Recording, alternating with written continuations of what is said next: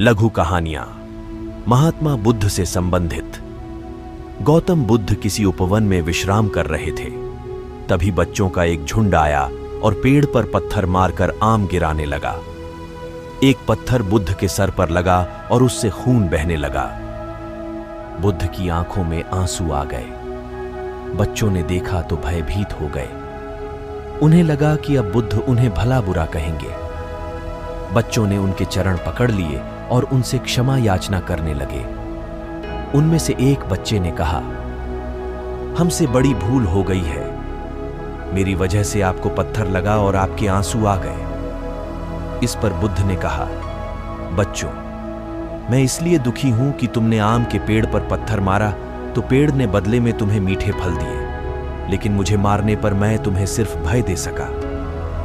एक बार बुद्ध से मलुक्य पुत्र ने पूछा, भगवान, आपने आज तक यह नहीं बताया कि मृत्यु के उपरांत क्या होता है। उसकी बात सुनकर बुद्ध मुस्कुराए। फिर उन्होंने उससे पूछा, पहले मेरी एक बात का जवाब दो। अगर कोई व्यक्ति कहीं जा रहा हो और अचानक कहीं से आकर उसके शरीर में एक विषबुझा बाण घुस जाए तो उसे क्या करना चाहिए? पहले शरीर में घुसे बाण को हटाना ठीक रहेगा या फिर देखना कि बाण किधर से आया है और किसे लक्ष्य कर मारा गया है? मलुक्य पुत्र ने कहा, पहले तो शरीर में घुसे बाण को तुरंत निकालना चाहिए, अन्यथा विष पूरे शरीर में फैल जाएगा।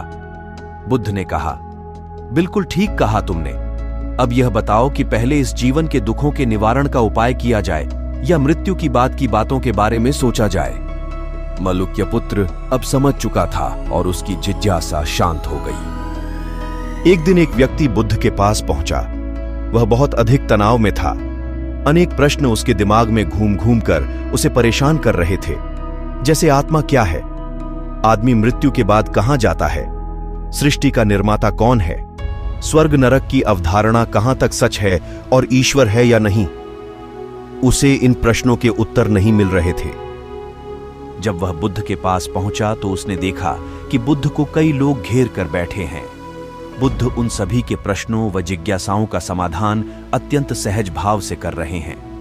काफी देर तक यह क्रम चलता रहा, किंतु बुद्ध धैर्यपूर्वक हर एक को संतुष्ट करते रहे। बेचारा व्यक्ति वहां का हाल देखकर परेशान हो गया।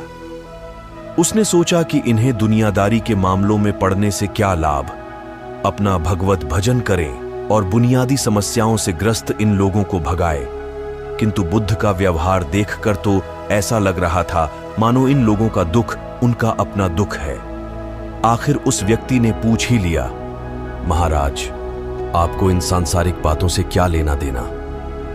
बुद्ध बोले, मैं ज्ञानी नहीं हूं और इंसान हूं। वैसे भी वह ज्ञान किस काम का जो इतना घमंडी और आत्मकेंद्रित हो कि अपने अतिरिक्त दूसरे की चिंता ही न कर सके। ऐसा ज्ञान तो अज्ञान से भी बुरा है। बुद्ध की बातें सुनकर व्यक्ति की उलझन दूर हो गई। उस दिन से उसकी सोच व आचरण दोनों बदल गए। कथा का सार यह है कि ज्ञान तभी सार्थक होता है जब वह लोक कल्याण में संलग्न हो। महात्मा बुद्ध एक गांव में ठहरे हुए थे। वे प्रतिदिन शाम को वहां पर सत्संग करते थे। भक्तों की भीड़ होती थी क्योंकि उनके प्रवचनों से जीवन को सही दिशा बोध प्राप्त होता था। बुद्ध की वाणी में गजब का जादू था। उनके शब्द श्रोता के दिल में उतर जाते थे। एक युवक प्रतिदिन बुद्ध का प्रवचन सुनता था। एक दिन जब प्रवचन समाप्त हो गए तो वह बुद्ध के पास गया और बोला, महाराज, मैं काफी दिनों से आपके प्रवचन सुन रहा हूं, किंतु यहां से जाने के बाद मैं अपने गृहस्थ जीवन में वैसा सदाचरण नहीं कर पाता जैसा यहां से सुनकर जाता हूं। इससे सत्संग के महत्व पर शंका भी होने लगती है। बताइए, मैं क्या करूं? बुद्ध ने युवक को बांस की एक टोकरी देते हुए उसमें पानी भरकर लाने के लिए कहा। युवक टोकरी में जल भरने में असफल रहा। बुद्ध ने यह कार्य निरंतर जारी रखने के लिए कहा। युवक प्रतिदिन टोकरी में जल भरने का प्रयास करता, किंतु सफल नहीं हो पाता। कुछ दिनों बाद बुद्ध ने उससे पूछा, इतने दिनों से टोकरी में लगातार जल डालने से क्या टोकरी में कोई फर्क नजर आया? युवक बोला, एक फर्क जरूर नजर आया है। पहले टोकरी के साथ मिट्टी जमा होती थी, अब वह साफ दिखाई देती है। कोई गंदगी नहीं दिखाई देती है और इसके छेद पहले जितने बड़े नहीं रह गए, वे बहुत छोटे हो गए हैं। तब बुद्ध ने उसे समझाया, यदि इसी तरह उसे पानी में निरंतर डालते रहोगे तो कुछ ही दिनों में ये छेद फूलकर बंद हो जाएंगे और टोकरी में पानी भर पाओगे। इसी प्रकार जो निरंतर सत्संग करते हैं उनका मन एक दिन अवश्य निर्मल हो जाता है, अवगुणों के छिद्र भरने लगते हैं और गुणों का जल भरने लगता है। धन्यवाद दोस्तों, आपका समय देने के लिए।